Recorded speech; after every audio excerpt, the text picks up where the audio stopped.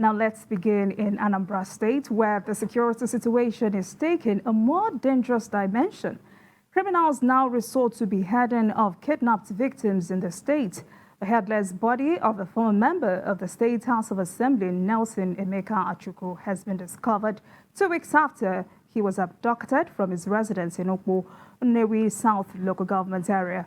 A family member said they did not believe that he would be killed after a 15 million naira ransom was paid to his abductors. The gruesome act came weeks after the murder of a lawmaker, Ukpor, who represented Agwata North, Governor Charles Soludo's constituency, at the House of Assembly in similar fashion.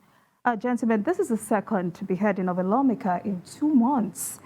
What exactly is happening in Anambra State? Adewale, I would like you to go first. Well, I think this is quite unfortunate for so many reasons. We had a similar case in May. The lawmaker representing Agwata. And then this is the second case. He was adopted in June, and weeks after, his beheaded body was found. And if you recall that this latest case is a physically challenged person. Yes. So it means that nobody is safe. The people carrying out this crime, they have no consideration for humanity. This man was in the House of Assembly several years back when Ngige was the governor of the state. The allegation against him was that he was spying for the military. Most of these allegations, it's not as if they have institutions that do investigation. They're just based on market stories, that are not founded. Anybody could make a report and then people are arrested, no trial, no defense, and then the next thing is to inflict death sentence. I think this is quite unfortunate. And the first case, we are not aware that people have been arrested and that the perpetrators are to be punished. And I think this will embolden the criminals to continue with their crime. So we hope the government, not just the federal government, the Anambra State government, we realize, the danger, so that people who are responsible for this crime will be arrested and brought to book.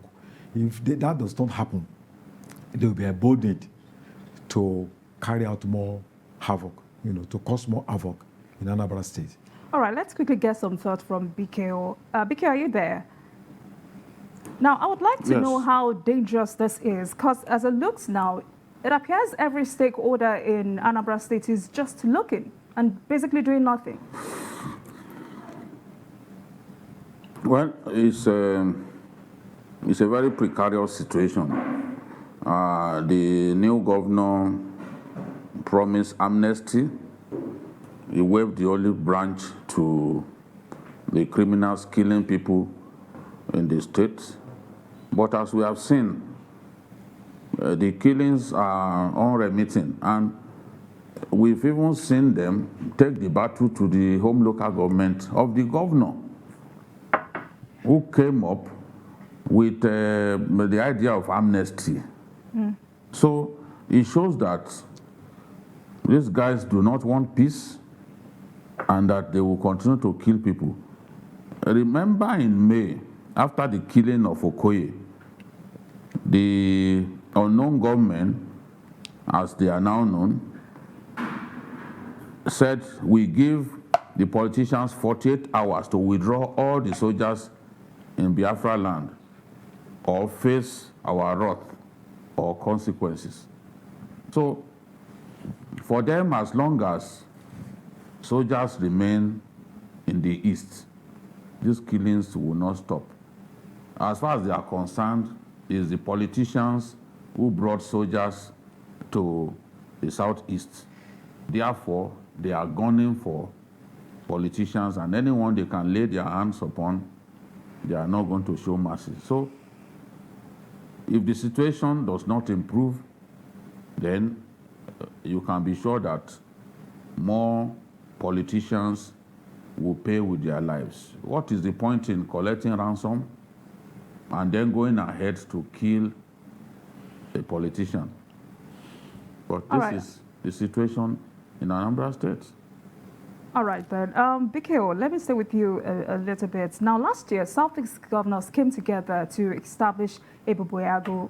Despite this, we can still see brazen attacks continue almost every day. Is this Ebubeagụ ever enough, or would this ever do too much for the people of Anambra State and Southeast as a whole? I don't think Ebubeagụ is organized enough and has enough cadres, enough security people on ground to be able to stem the tide of violence in the Southeast. The presence of Ebubeagụ is just not sufficient. What we see is a situation in which even on Mondays, the Nigerian police also recoil into their shells, and nobody will be there to protect people who want to go to work on Mondays that have been declared a day when people must sit at home. So, given this situation, you see these guys roaming the streets because no one is there to ensure that nobody will be molested if he chose to go to work. Okay.